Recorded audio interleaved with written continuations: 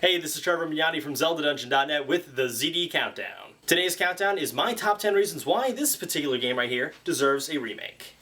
Last week on the countdown, we asked you guys what were your top 10 most annoying enemies, and you guys left a lot of comments, so sifted through them painfully while the power was out during Hurricane Irene, and we came to a conclusion of your top 10 most annoying enemies. So let's go right to it. At number 10, you guys voted for Tektites. At number 9, Aerial Foes from Twilight Princess. Also in Twilight Princess at number 8 are Zant's Hands.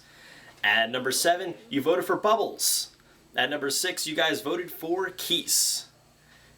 Number 5, Wizropes. Yeah, those guys. Number 4, Mini Blins.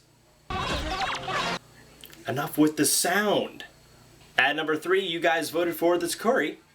Those guys are annoying because they stole your items and then made you buy them back, which I feel is kind of ridiculous. Ended up just resetting a bunch of times.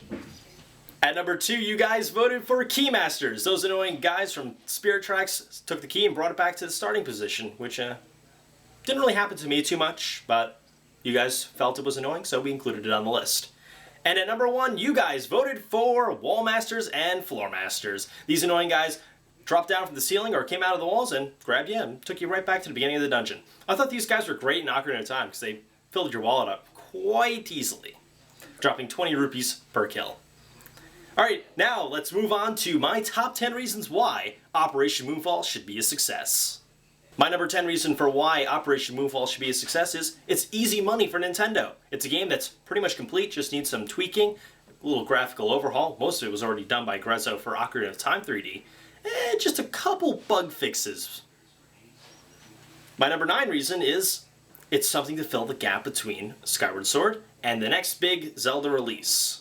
At number 8, the sleep function of the 3DS will actually help more casual players be able to take the game and break it down to more smaller chunks. At number 7, it's not going to get left behind like it did on the Nintendo 64. Let's face it, Majora's Mask came out for the Nintendo 64 and the ship was sailing already for the GameCube. My number 6 reason is Zelda Williams wants it. Let's face it, the person who was in the commercial wants it, so Nintendo, you should really listen. These people are promoting your stuff.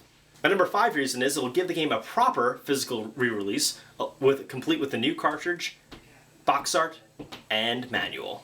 And number 4, the controls will be vastly improved.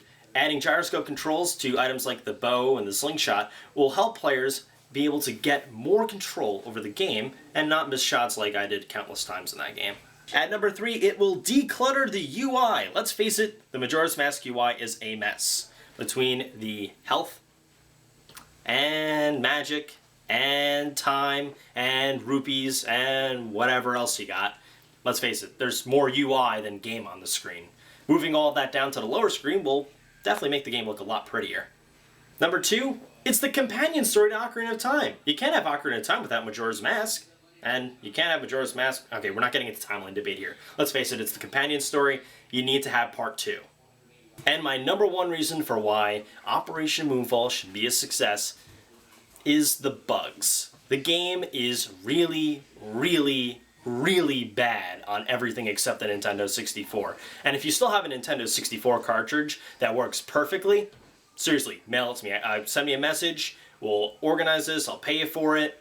But let's face it, they're all pretty laggy and crashy and buggy, and it's bad.